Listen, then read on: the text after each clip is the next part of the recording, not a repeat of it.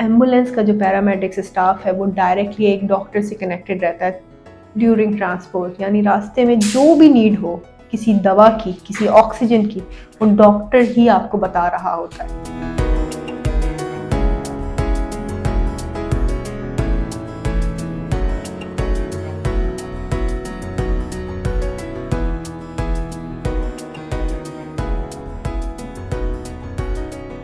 हमारी एम्बुलेंस में life saving drugs, life saving equipments मौजूद हैं, जिसके अंदर वेंटिलेटर भी मौजूद है, एईडी मशीन मौजूद है। वेंटिलेटर हर एम्बुलेंस में मौजूद नहीं होता। मेरे ख्याल में हमारी एक एम्बुलेंस है जिसके अंदर वेंटिलेटर एक ऐसी फैसिलिटी है जो कि एक पेशेंट को जान देती है।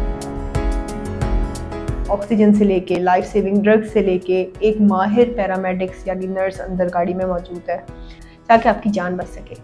इस सारे कॉन्सेप्ट को हमारी ज़बान में प्री हॉस्पिटल केयर कहते हैं। हॉस्पिटल पहुंचने से पहले वो सारी चीज़ें करना जिससे बंदे की जान बच सकती है।